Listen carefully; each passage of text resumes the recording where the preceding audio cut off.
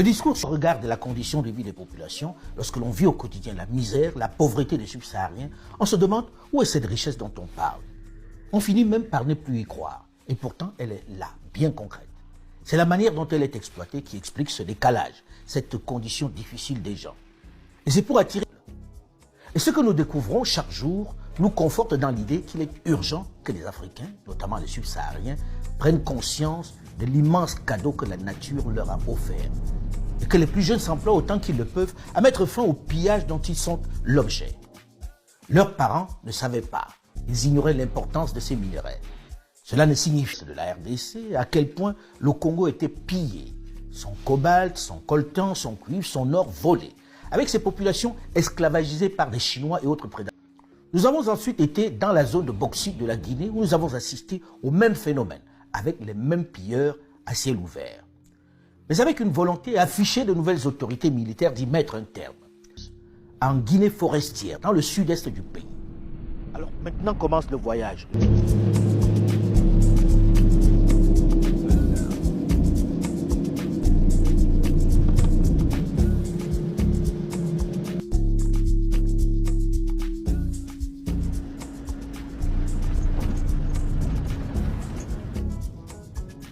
Nous voici à Simandou, la chaîne montagneuse de Simandou qui s'étend sur 110 km de long du nord au sud. Elle se situe au sud de la région de Kankan et au nord de la région de Nzérékoré. Regardez cette immense chaîne montagneuse. Regardez combien elle est majestueuse.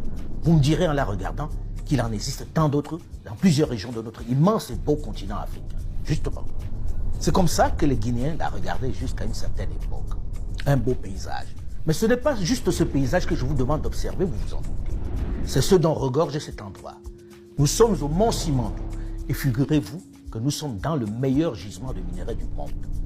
La plus grande réserve inexploitée de minerais de fer de haute qualité du monde, avec plus d'1,8 milliard de tonnes de réserves, d'une teneur en fer supérieure à 65,5%. Autant dire qu'une partie de l'avenir du monde se joue ici lorsque l'on connaît l'importance du fer dans notre planète en développement. Puisqu'il sert dans la fabrication de l'acier, parfait pour construire les machines à laver, les voitures, les ponts, les gratte-ciel et bien plus encore. C'est certainement le ou l'un des minerais le plus utilisés au quotidien dans le monde. Toute la planète en a besoin. Et nous sommes dans le pays qui a l'un des plus grands gisements au monde. Il faut que ça profite aux Guinéens. Il faut que ceux qui sont ici ne regardent plus ça simplement comme une pierre. Le plus grand gisement au monde. Et c'est dans cette Guinée présentée comme si pauvre, si misérable, que se trouve l'essentiel de cette richesse. Ce seul pic de fond où nous nous trouvons, qui culmine à 1658 mètres, dans la partie méridionale de la chaîne, regorge de 3 milliards de tonnes de réserves. Nous vous convions aujourd'hui dans la grande mine de Simandou. Lorsque l'on parle de la richesse de l'Afrique, la plupart des gens se demandent à quoi ça ressemble. C'est toujours très virtuel. Lorsque l'on parle de la richesse des sous-sols africains, on se dit c'est quoi cette histoire? Eh bien il suffit de voyager sur le continent pour le voir. Il suffit d'arriver dans certains endroits pour comprendre à quel point nous avons été dotés de richesses que nous n'exploitons pas. Et regardez, il suffit d'aller sur le bord de cette route pour voir du fer, du minerai de fer en haute teneur. Il n'a pas encore été travaillé. Il est partout, partout. Quand vous vous déplacez, ce caillou sur la place, c'est du fer. Partout, il y a du fer. Jusqu'à une certaine date, et c'est ce que signent les politiques, ils avaient donné ça à quelqu'un pour 35 ans. Après, on allait leur donner ces infrastructures qui sont très belles.